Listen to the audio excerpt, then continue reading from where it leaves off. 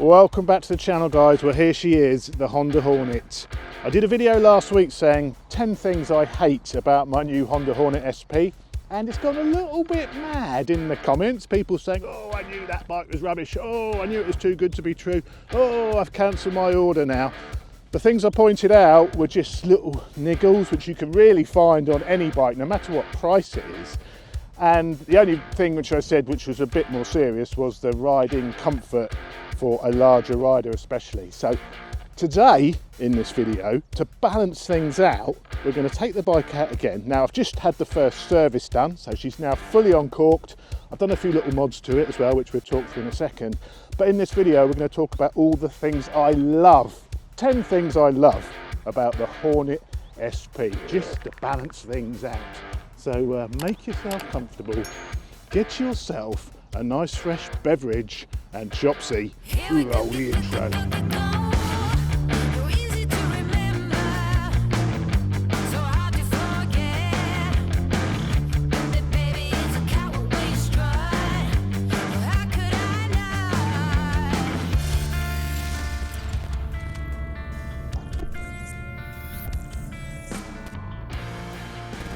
So before we jump on, let's just talk through a few little mods I've done to it now. So what can you spot? What can the eagle-eyed amongst you spot that I've done to this bike? I've not done much, but I have fitted a tail tidy. I fitted the EvoTech tail tidy. I need a new number plate because number plate's too big now, so I've ordered a slightly smaller number plate.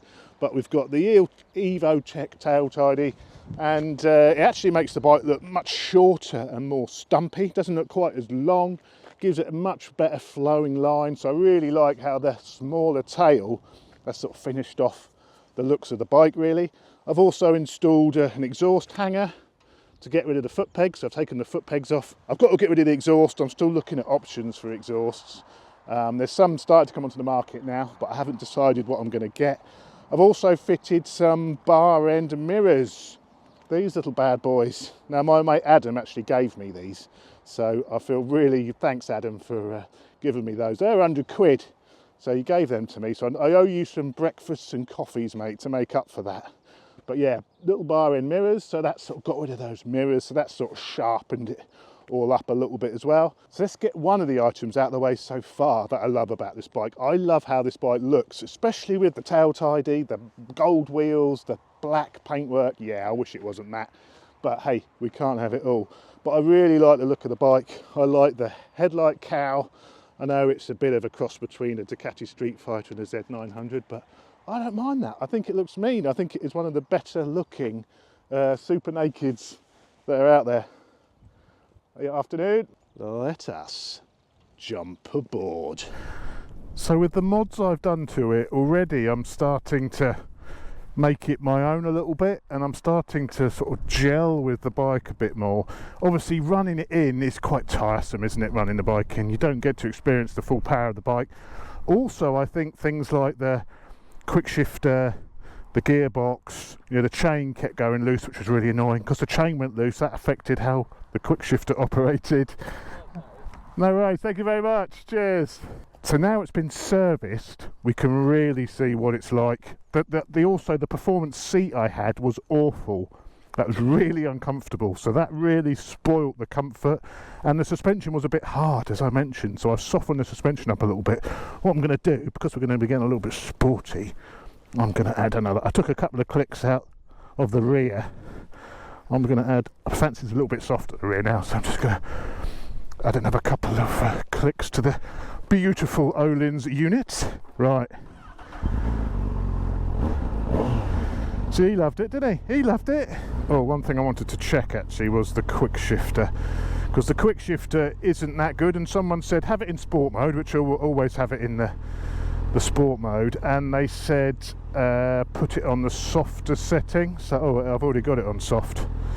Interesting. Let's put it on medium down. So you've got all this adjustment here, but it was still a little bit lungy. But again, you know, it was brand new, so these sorts of things do take a little bit of bedding in, so you do need to give it a little bit of time sometimes. I have connected my little DJI mic mini under the seat at the back, so you should have some reasonably decent exhaust volume on this video hopefully. So You know, this bike is pretty quiet standard, as all new bikes are, you know, so I've put the little microphone on the back, so this may sound a bit louder than it actually is in this video, because I've got a separate audio track capturing the sound from the engine.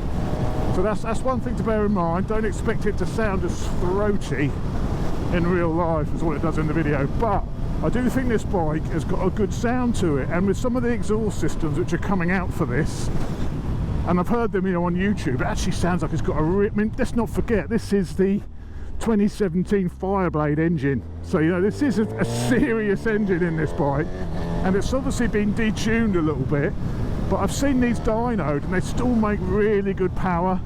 They're about 140 at the back wheel, I believe, in some of the dyno tests I've seen, which means they are really 155 at the, I know Honda quote 155 at the crank, but if they're getting 140 at the back wheel, then they really are about 155 at the crank. So it is a powerful bike, you know, certainly one of the most powerful, I'd say, of the 1000, you know, at least as powerful as the Suzuki GSX-S 1000. You know, it's not as powerful as obviously the BMW, some of the European nakeds, but it's much more powerful than the likes of the MT-09, the Z1000, well, the Z900 I mean.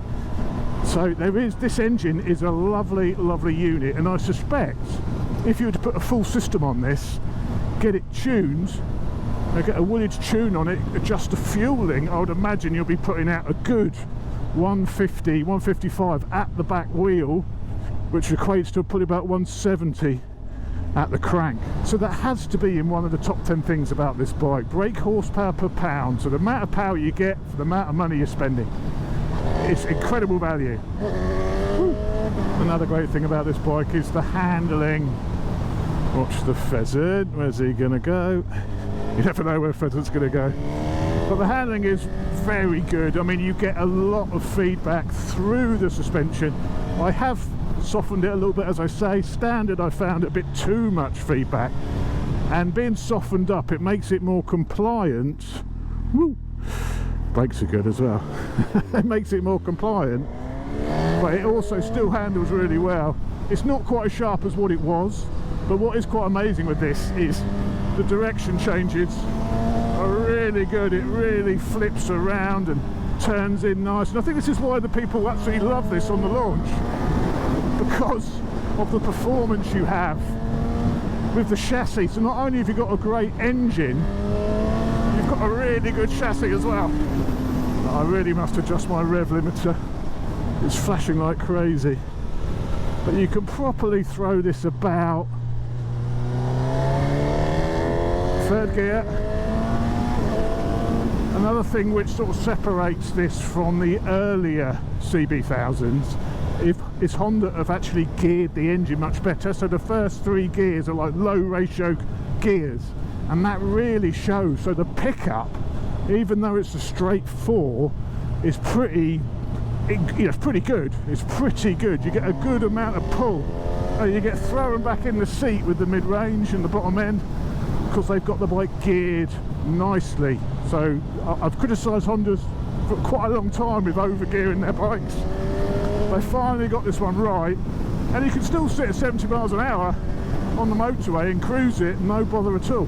You know, 5,500 revs at 70, something like that. So it's not like it's geared up and you're revving it when you're trying to cruise. No, they've just got the first 3 gears sorted really nicely, because of course on a litre bike the first 3 gears will see you quite nicely into 3 figures, no problem whatsoever. The brakes are also good on this bike. I know in my hate list, it wasn't on my hate list, the brakes, but I said they're okay, and that is okay for, you know, a sports naked. And there's actually quite a nice bit of power at the lever. Yeah, it's got rubber hoses, so there's stuff you could do to the braking to improve it, but it's got the hardware. Yeah, okay, the master cylinder is probably a bit of a cheaper unit.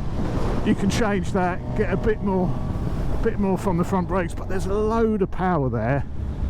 And yeah, the brakes are decent, and you've got Stylema calipers as well, which is like the top calipers. I know they've got the high pure ones out, I've replaced them, but these are top of the line calipers, fit some braided brake lines, and perhaps if you really need to, change the master cylinder. Hail performance, brake lines and one of their master cylinders, which they've just put out a V2 version, which I need to try actually. So maybe I'll speak to Hell and see if I can change the master and the lines, and then we'll see what the brakes, see if the brakes are European good then, because they're not European good, but they're one of the best braking systems on a Japanese bike, let's put it that way. This is a £10,000 motorcycle for the SP version, you know, and for £10,000 you've got an Öhlins TTX rear shock, you've got the Stylema calipers, you've got 155 horsepower, you've got a dedicated chassis, you know, you've got decent forks, you've got fully adjustable forks, you know, and what's great is I've adjusted those forks, there's loads of adjustment in them, and I've got them now set up how I want it. So it's great that you've got that ability on this bike and got the hardware on this bike, so you can still tune it. I mean, a lot of £10,000 bikes you don't get fully adjustable suspension, not alone Öhlins units on it, but even these big piston Showa forks are decent forks, and I've been able to adjust them, you know, the adjusters do something. On these little back roads it's quite hard to even get into the top of the rev range. The front gets really light as it comes on song. 8,000 revs, it really starts to sing. You know, with a straight four, you've got to leave it in a higher gear. You've got to leave it revving a little bit. You know, it's not the drive that you get on a triple or a V-twin. You know, you've got to use the revs to really get a shifty on. But when you're up there, my God, this thing is fast. There's a little bit of wallowiness to the chassis now, which perhaps wasn't there before I backed it off. So if I was going to do a track day on this, I think I would have to play with the suspension and give it a bit more, firm it up a little bit. I will be doing the Jamie Whitten race school on this bike next month, so we will get this on track. Yeah, it's fast. It's fast. It hasn't got the poise perhaps of the S1000R or, you know, the Ducati Street Fighter, but those bikes are at least £5,000 more expensive than this. You know, it doesn't quite have that ultimate poise, I don't think, but there's not a lot to moan about here really. You're really splitting hairs.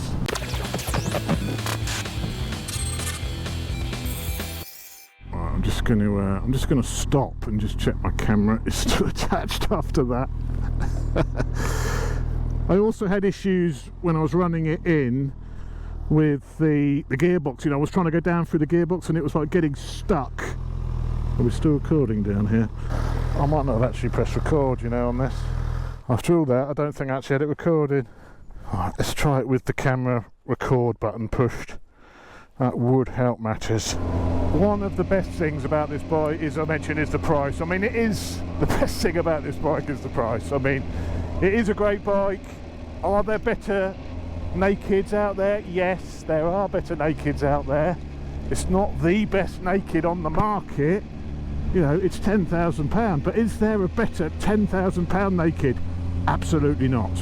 This is the best £10,000 naked you can buy. Now I'm going to be doing a comparison with Mossy on the GSX S1000. We're going up to the Suzuki GB and we're taking that out, and my Hornet, and we're going to do a comparison with the GSX S, because I think that is this bike's main competitor. There's some really good deals on the GSX S as well. Why do you think that is? Because of this. Why do you think they've knocked money off the MT10? Because of this. And the SP version they knocked money off because of this bike.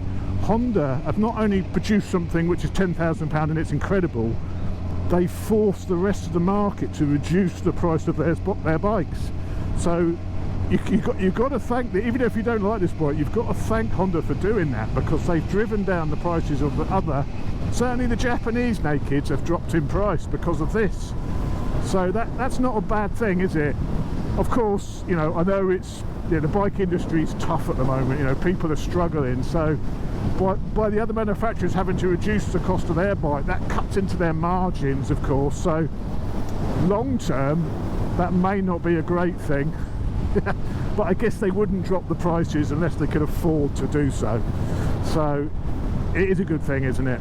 Bring down the price of new bikes. The reason this bike is so cheap, you know, it is a bit of a parts bin special. It is, there's no denying that. You know, they've reused, I believe it's the CB650R wrist swinging arm on this bike. Obviously these forks have been used in every Honda for a long time. The chassis is a new chassis, but obviously it has been built as being one piece. There may be some rather suspect looking welds on it in places, but forget all that. You know, that's something you look at. When I look at this bike, I don't go examining the frame all the time to look at bubbly welds. Once you've got it, it doesn't matter. You know, that may be something that influences your buying decision. Oh, look at the frame welds. But honestly, when it's yours, it hasn't bothered me at all. It really hasn't bothered me at all. And there's only one spot where the welds are a little bit suspect on this. Everywhere else is pretty darn okay. I don't like the fact that it's all one piece, I have to say. So if you do crash the bike and, you know, you have to replace the frame, you're going to have to replace the whole frame if you twist the rear end, which is a bit rubbish. But hey, don't crash. Don't crash it. But yeah, anyway, that's a negative. We're talking, there's only positivity in this video. Even the comfort now I've put the original seat on is better. I could do an hour on this bike now, I think, without having to get off. Before, an hour was almost a bit crippling. Now I could do an hour before having to step off of it, I think. I wouldn't want to do any massive tours on it. I wouldn't want to do any big distance on it. But for like a Sunday morning thrash around where you're going to be spending 3 or 4 hours on the bike, absolutely fine. Touring down to the south of France, probably not my first choice.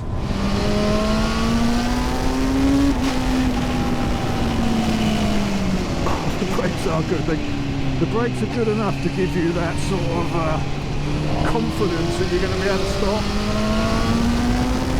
So you'll push it on because you know you can stop if you had to.